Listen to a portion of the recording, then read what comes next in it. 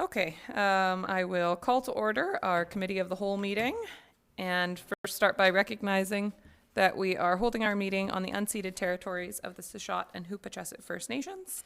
Council, we have an agenda in front of us. Would somebody like to move approval? So moved, Madam Mayor. Seconder. Great. Any questions or comments on the agenda? All in favor? Carried. And we have minutes from the meeting held at 2:30 p.m. on February 19th, 2019. Is there a seconder? And any questions, comments on the minutes? All in favor? Carried.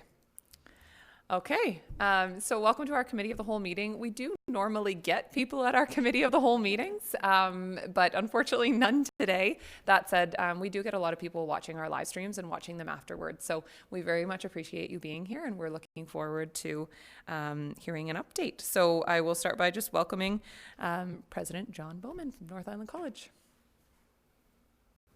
Thank you very much, Mayor Minions, members of council. Thank you. We really appreciate you sharing some of your agenda time with us this afternoon. I am John Bowman, the president of North Island College, and we're really excited to be here today to share with you an important and exciting development for North Island College and for the Alberni Valley. I'm going to turn the floor over to Dr. Lisa DeMay, who's our Executive Vice President Academic and Chief Operating Officer. And we've also been joined by Mark Herringer, our Executive Director of International Education, who have a short slideshow to share with you. And we look forward to your questions and comments about international education in the Alberni Valley. Thank you. Lisa? Thank you. Mayor, he's taller than Mayor and Council. Thank you very much for having us today. As John said, we're really excited to share some of the plans that we have for our campus here, or two campuses, or one campus, two locations in the Alberni Valley region. You have, I think, the presentation in front of you, and I see it's up on the screen, although you probably can't really see it.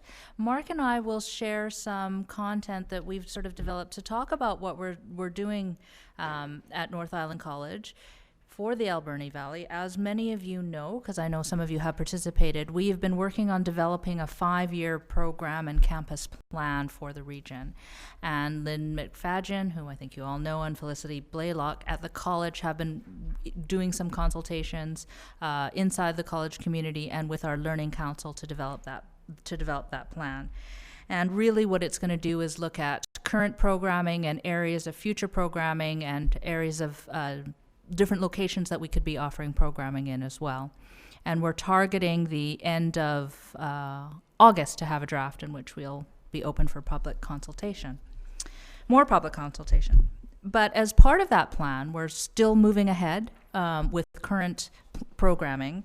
And as part of our planning is around international education and internationalization at NIC. And in the presentation, you'll see that our current strategic plan, where John's working on refreshing that, but our current strategic plan, which will take us to 2020, the 5th priority is around international education and internationalization. And we've been doing that work starting with the Comox Valley, and we've recently expanded into our Campbell River campus, and starting this fall, we plan to expand that here. And so Mark is here, as John introduced him, to talk a little bit about that initiative and to answer any questions that you might have about it.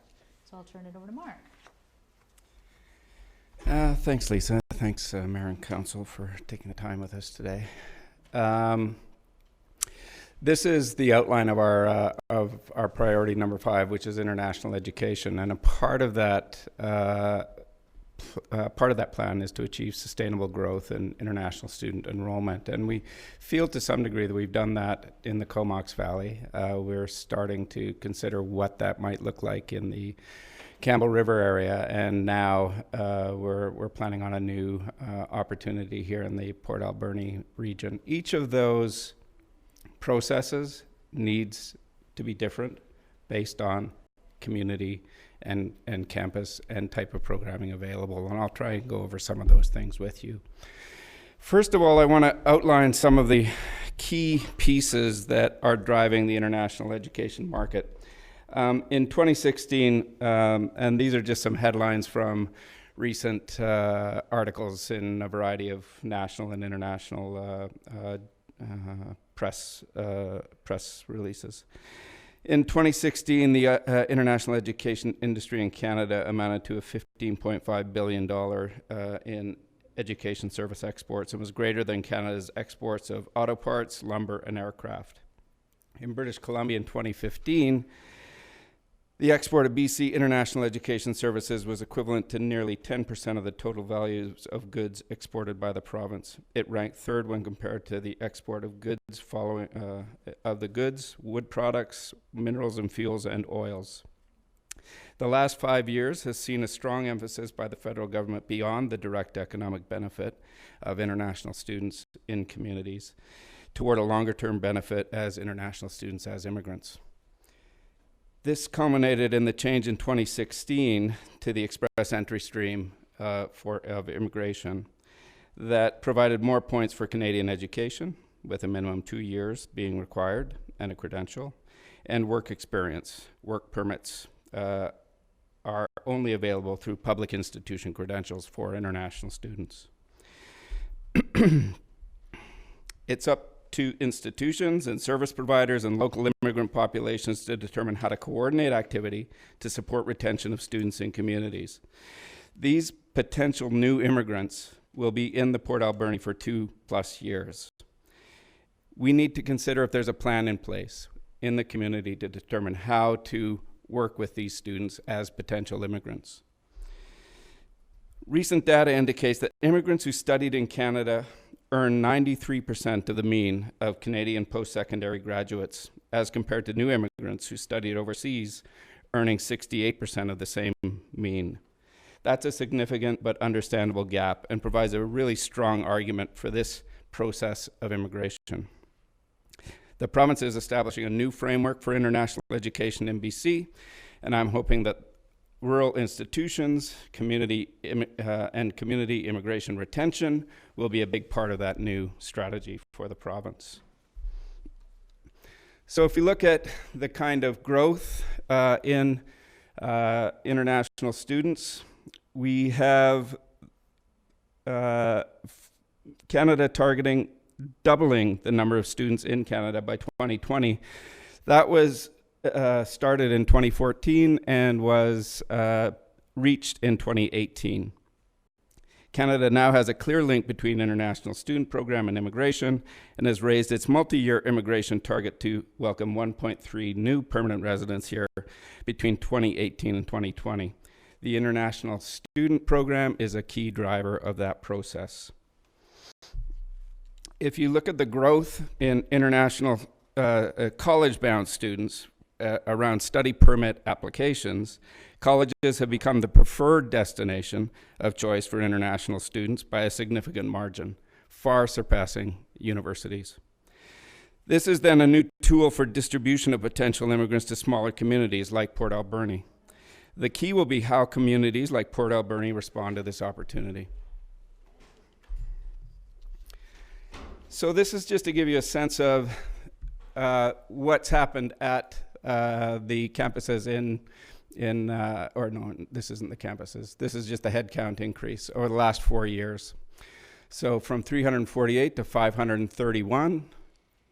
Countries of origin have remained the same at 34, and this is for all of our campuses. And the proportion of our overall student body has changed from 8% of the student body to 14% of the student body over the last 4 years. Now the campus enrollment, right? How do I go back?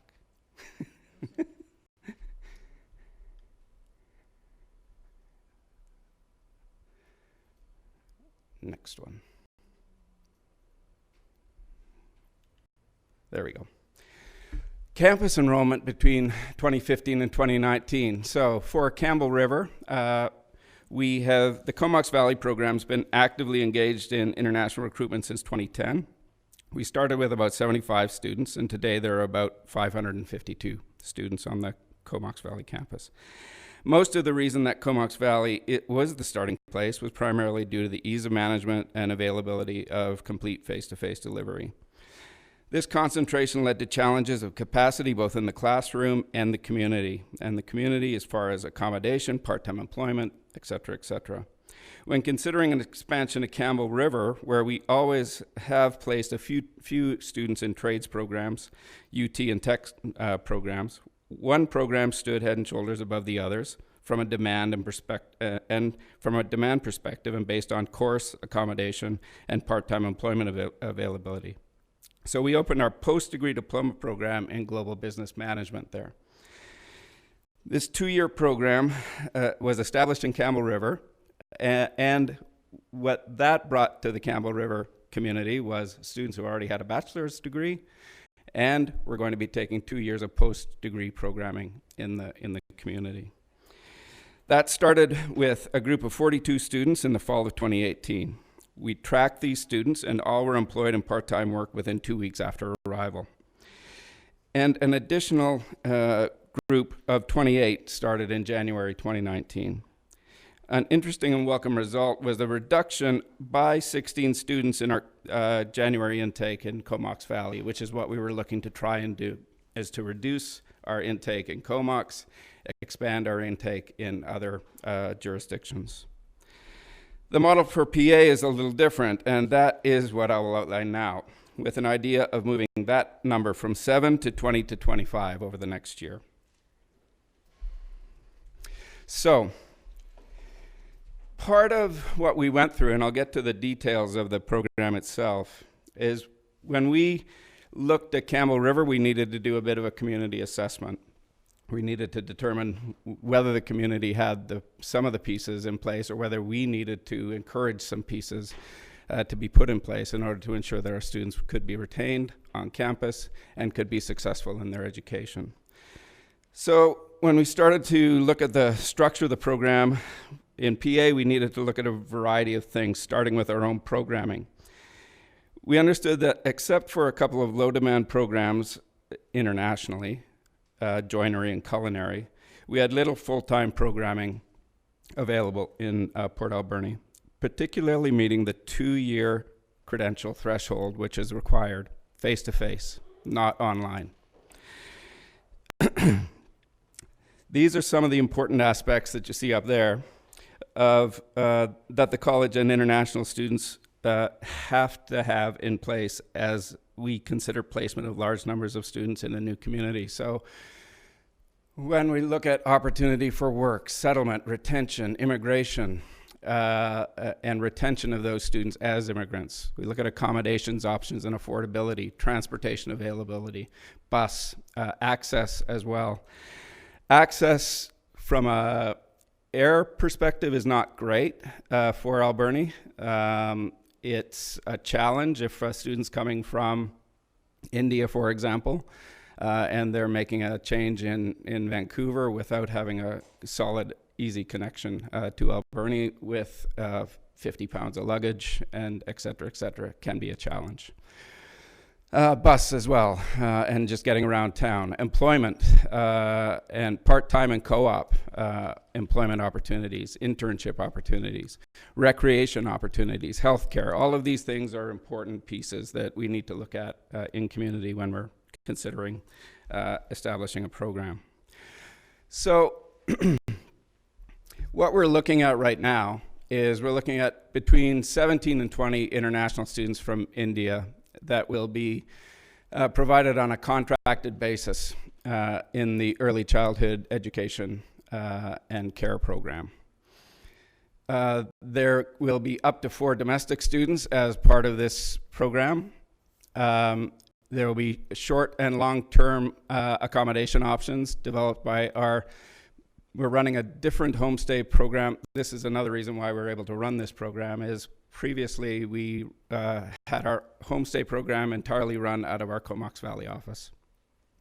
That's not practical when it comes to trying to run a homestay program in Port Alberni or even in Campbell River. So we have contracted with Canada Homestay Network to take over all of our homestay options in all of our locations.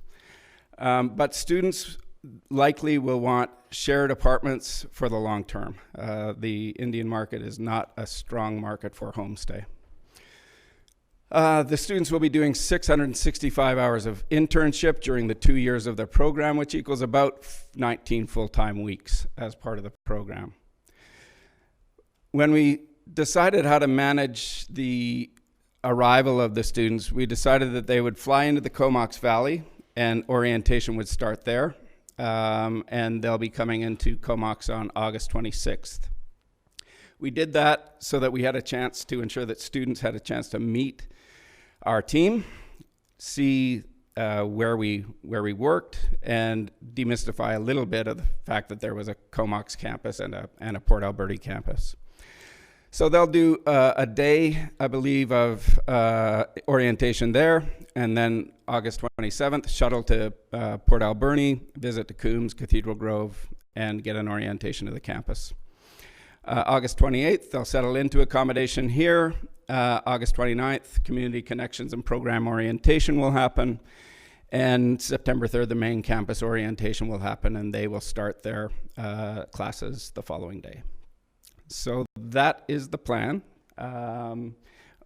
Open to any questions or anything that you might be interested in. Thank you very much. Questions from council? Councillor Corbeil.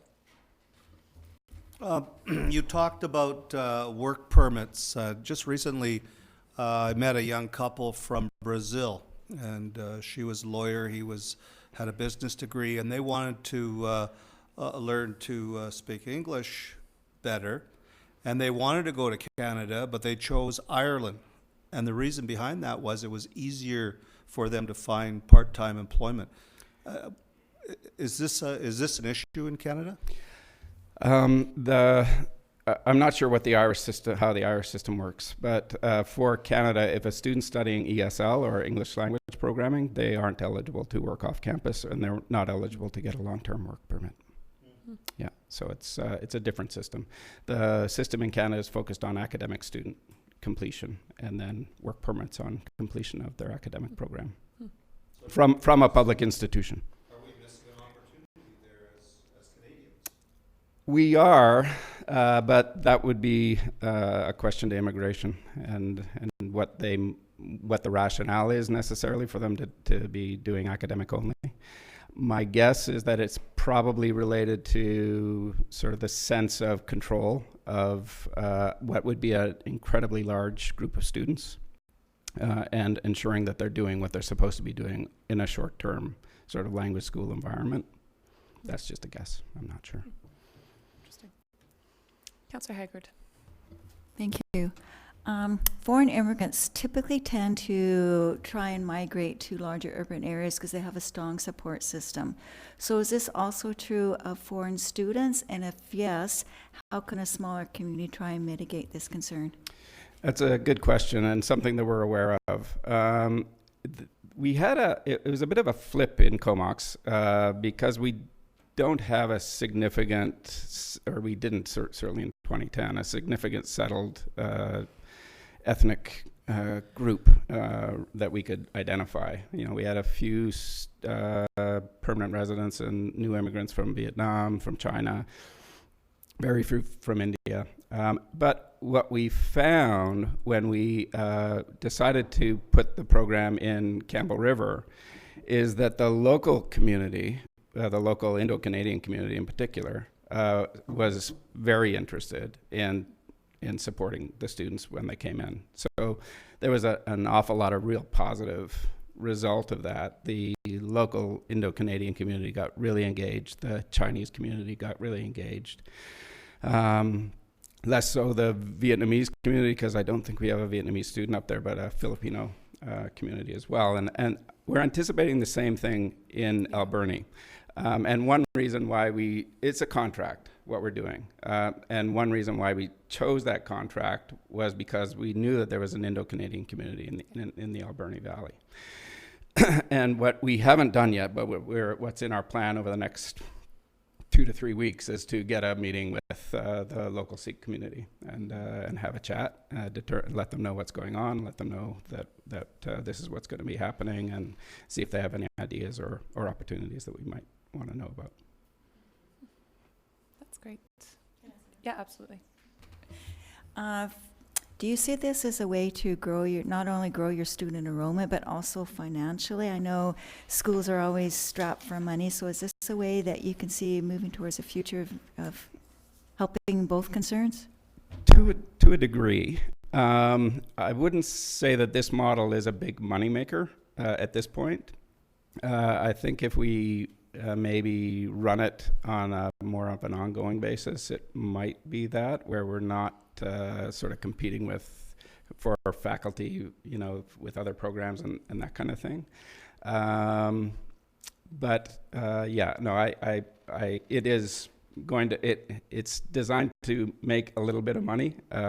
It's not going to make too much money this year, I don't anticipate, but I'm hoping that long term down the road that it probably will. Yeah. That's great. Councillor Solda. So being a parent of a son who studied out of country, I'm quite familiar of international students, and he's in his second year residency right now in Louisiana. But anyway, so where I want to go with that is I think it's great, because my son wouldn't be where he is today if he didn't study out of country. So he went to North Island College for the first year, and which was fine. Programs were great. And then he moved over to VIU, and VIU, he had to take an extra year because he couldn't get into the programs to his course selection on his last year of getting his science degree at VIU because of international students, right? There was no room.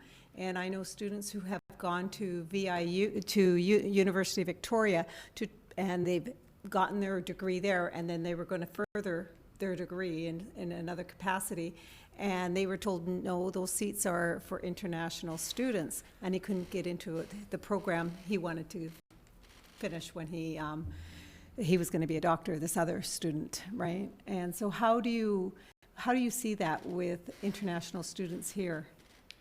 Well, in this particular program, this program wouldn't run. We run the first year of the program here at face-to-face. We don't run the second year of the program face-to-face. It's online. So we wouldn't be running a second year of this program at all. And the four students that we would be taking, and I'm kind of hoping that if there's some attrition or something, that in the second year, some of the students in some of the first year programs may choose to move over to the second year and that type of thing. So this program wouldn't run. We don't have the right mix of programming in Alberni to be able to attract international students to the Alberni Valley the way that we're set up now. The province has regulations that we need to follow that requires us to not displace Canadian students. I don't have the exact numbers. I'm new back to North Island after being away a while. Most of our international student programming in some way or another leverages programming to be open for more Canadian students to be able to participate. So where we're filling in often space that would otherwise not be filled with international students who are paying full fare for their tuition. We're also able to leverage those funds, which are already paid for, right? The entire class of that particular class is paid for through domestic student tuition and that type of thing.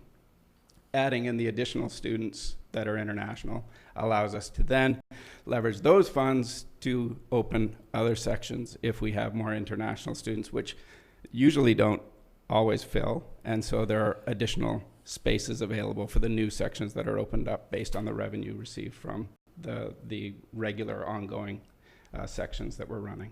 So it's a bit of a formula, but there are no displacement of Canadian students in our programming. Super. That's positive. Thank you. Councillor Washington, do you have any questions? Councillor Poon? Well, just a comment. I really like the presentation, and I think it's going to be great to expose Port Alberni to a wider section of the world. Yeah, thank you. For sure.